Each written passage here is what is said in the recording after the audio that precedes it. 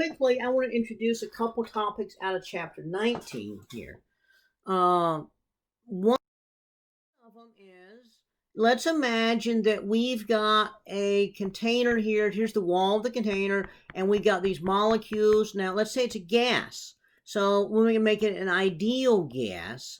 And so as we have an ideal gas, these molecules are moving around in all different directions, not interacting really with each other. So they bounce off the wall of the container. So as they bounce off the wall of the container, they change momentum. And we know that change in momentum over time is going to be force. So that means they're exerting a force on the wall of the container. Well, we talk about pressure as force over area. So if we have a container right here, then we can talk about the pressure on that wall. Now, what defines the pressure on the wall? Several different things. So I've got all these molecules in here, and so what happens is that it's going to be proportionate to several things.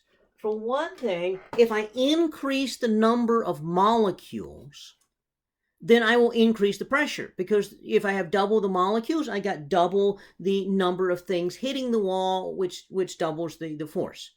It also is going to be proportionate to the temperature. So it's going to be proportionate to the temperature, okay, because the higher the temperature, the faster the molecules move, and so the faster they move, then the more they're going to be banging against the wall of the container. Okay, and so remember, temperature is not exactly equal to kinetic energy, but it's related to it. So it turns out this is proportionate to that. Okay. If I double the volume, then these molecules move over here, so I have half the number of molecules in here. So it's inversely proportionate to the volume. Now, there's a proportionality constant in here, and it turns out the proportionality constant was actually developed by a fellow by the name of Boltzmann, so we call this the Boltzmann constant. So that's going to be 1.38 times 10 to the minus 23rd joule per Kelvin. The temperature is measured in Kelvin because we want the pressure to be zero at zero temperature, so that means no moving molecules. Okay. And so we can rewrite this as PV equals NKT. We usually use a case of B to indicate the Boltzmann constant. Okay. And so you look at that, and some of y'all will see that equation and say, well, hey, that looks a little bit familiar to me, but it looks a little bit different to me also. So what's going on here? Well, this is kind of how physicists write this, and we call this the ideal gas law. Okay, and we write it here with this case of B, which is the Boltzmann constant.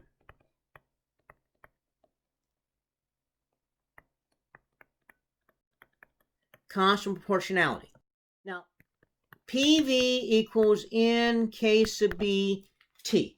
Now, what happens though is, chemists don't write this thing this way.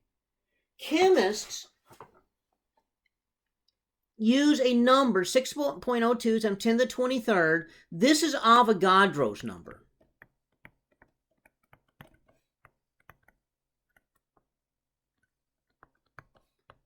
N sub A, 6.02 times 10 to the 23rd.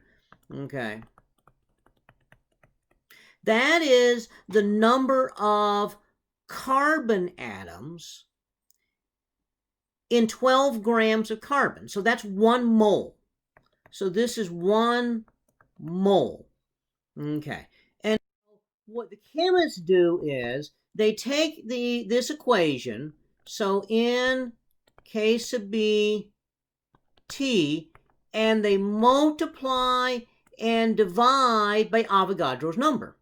So now we have PV equals N over NA times NA K sub B T.